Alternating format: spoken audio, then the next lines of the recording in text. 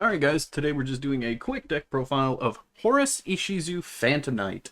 We're going to do a deck list for the main, extra, and side, and then we're going to do a quick test hand. Let's jump right into it. So, for the main deck, we are on triple Imseti, Glory of the Horus. Then we are on one of each other Horus name, and that is it for the main deck Horus monsters. Then we are on triple the Phantom Knights of Tornscales, along with triple the Phantom Knights of Silent Boots. Then 2 Ancient Cloak, along with 1 Ragged Gloves. Then we are on double Fenrir, 1 Graph, 1 Seer, 1 Infernity Conjurer. I had a lot of people ask questions about Conjurer. Conjurer just kind of acts as a pseudo graveyard extender.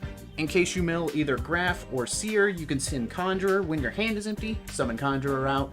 Link into Bardiche, so he acts as sort of a third pseudo graveyard extender for that point in your combo where you're at Cherubini, or even if you just hit it off of, say, the Zombie Vampire or one of the Millers. So then we are also on double Kagemuchi Knight, 1 Danger Tsuchinoko, and 1 Tier Limit Shirin.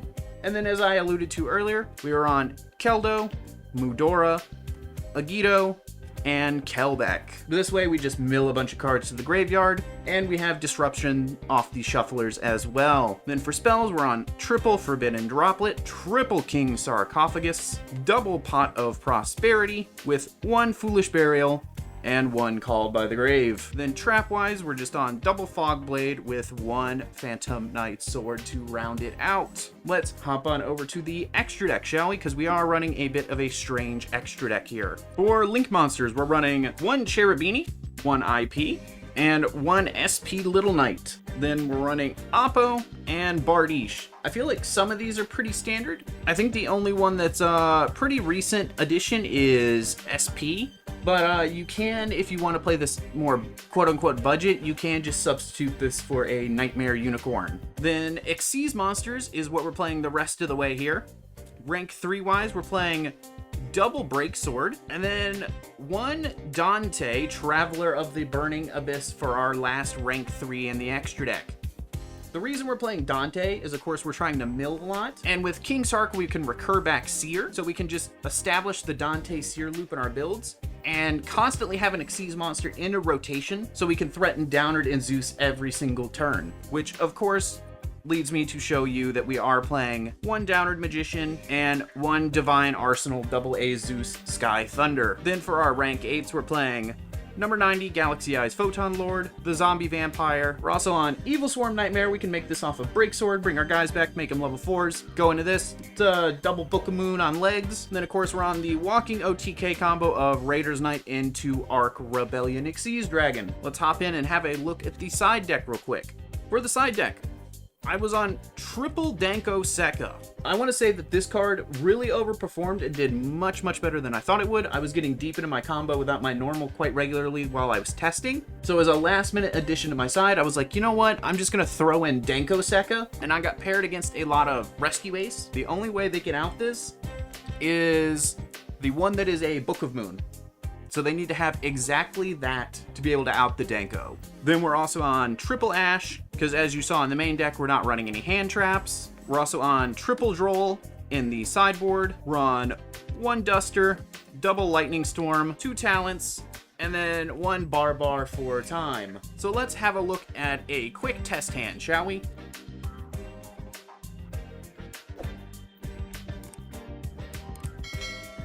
Alright, Imseti, Shirin, Fogblade, and King Sark. So I think the best way to start this off would be we would fish for the Ash here by going Imseti, send, wait for the Ash. So even if they get Ashed here, we do have the King Sark to start. So let's assume they don't. We'll grab King Sark, draw a card. Perfect. This deck is quite non-linear. Let's think of a line of play real quick. I think we will go the first line, where we'll go this, and we'll get to summon these guys out immediately. They don't activate. And then we shall overlay into number 90, Galaxy Eyes Photon Lord. So now our play is a little bit more insulated. We'll go activate Shirin, pitching Ancient Cloak, milling 3.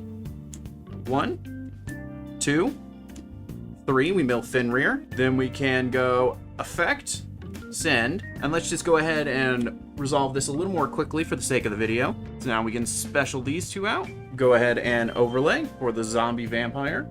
Go ahead and activate its effect. Mill 4,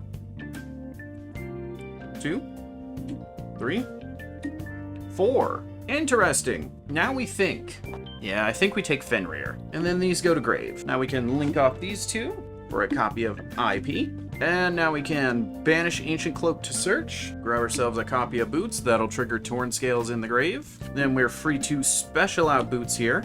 Can link these two into Rusty Bardiche. Go ahead and activate the effect of Rusty Bardiche. We'll send Ragged Gloves, and we shall set a copy of Phantom Knight's Fogblade. Then we'll use our copy of Fogblade in the graveyard, targeting Ancient Cloak. Then we'll use Ancient Cloak, shifting it to defense, boosting Rusty by 800 attack. Go ahead and overlay into Rusty's Zone for Breaksword. Rusty effect will pop the Breaksword, and then Breaksword effect will revive 2. Then we'll overlay, making Evil Swarm Nightmare. Then we'll go ahead and activate both Ragged Gloves and Silent Boots here. Obviously, you would do these separately, but we're speeding this up for the sake of the video. Or actually, no, we cannot activate Silent Boots. We've already used a Fogblade. So we would dump our copy of Sword here. And then this is where we would pass turn. So let's count what the board looks like. We have a Banish off of Fenrir, a Negate here, 2 Book of Moons, the Negate from Fogblade, the pop off of Rusty if we revive Breaksword, and we have 1 Shuffler in the grave. So we have 1, 2, 3, 4, 5, 6, 7 disruptions. Let me know what you guys think down below of this build. I believe the ceiling for this is about like 10 disruptions. Bad boards where you don't see the Horus engine, you crank out about like 4 to 6 disruptions. And I'm thinking of changing this build up and putting in Ophion over Evil Swarm Nightmare. So this way you can just revive the Breaksword, get the Phantom Knight's rank up magic launch, and turn this into Ophion. I feel like that would be a little bit better, but then of course, you know, you could just mill it. So let me know what you think of a play like that. And until next time, guys, peace, take it easy.